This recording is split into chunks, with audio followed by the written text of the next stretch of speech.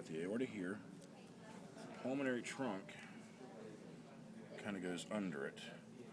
The pulmonary trunk is actually right here. So the aorta arches and goes down.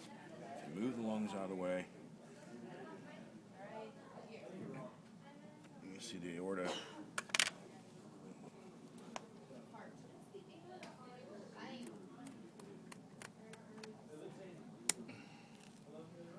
Wow. There you go. Yeah, the aorta goes all the way down. Now the great big huge one is the esophagus. All right, the other big one is the aorta. Okay. All right, so that's your thoracic aorta. Now the two branches off the aorta, you have the first big one, that's the brachiocephalic trunk. The second one is the left subclavian, serving the left arm. The brachiocephalic trunk, you follow it up. You've got three branches there. And this is the typical one where they all come, branch off at three spots. This one is the right, no, I got left. Left common carotid. The one in the middle is the right common carotid, and this one is the right subclavian. So you've got right arm, right side of the head and face, left side of the head and face, and left arm. Okay? So brachiocephalic trunk is just this area between here and here. Now in the human, the difference is this left common carotid does not branch from the brachiocephalic trunk.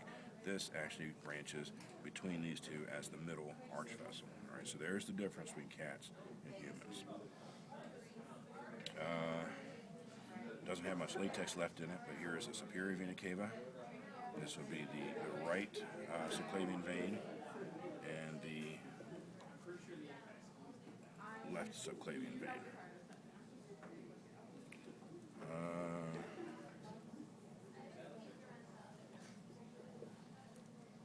The phrenic nerve runs down the superior vena cava. Now you can see it better on some of the other cats where you've got the blue latex injection because you have a blue background. But you're looking for a little white thread-like structure that runs down the pericardium, side of the heart, and eventually ends up at the diaphragm. Yeah, there you go.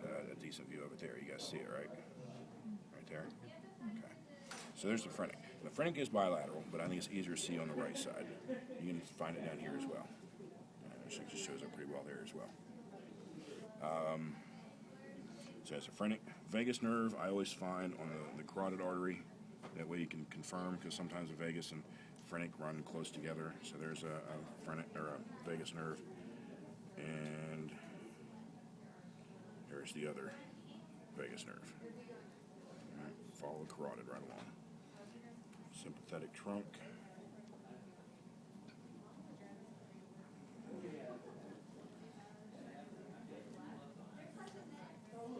Sometimes it's easier to see on one side than the other. But if you look down here, you've got a little white thread that just goes straight up and down right next to that blue vein. That is your sympathetic trunk. Sympathetic trunk. Sometimes it looks like a little, like a reflection or something, but you gotta really look for it. It's a little white thread. Again, that's bilateral. Sometimes it shows up easier on one side than the other. So we'll cut the pericardium off the heart.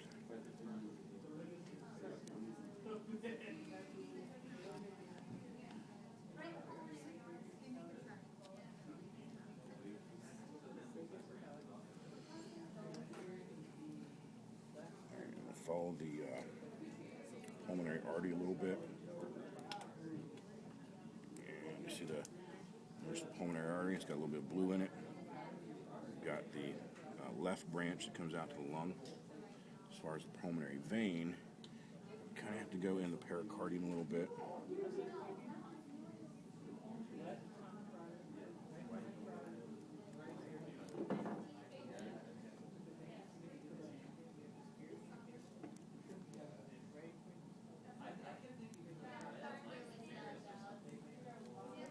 Again, the veins are very thin-walled. I think I may have cut this one a little bit.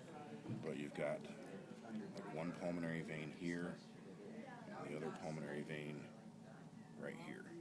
Again, if you look at the diagram, you've got two coming in from each side. Again, that's always easier to see on the left because on the right you have the superior and inferior vena cava kind of in the way. And that way you can keep that intact for the phrenic nerve. The two atria of the heart, there's the left atria and right atria. Heart here's kind of smashed. Like it didn't have any fluid left in it. What else? Anything else on this?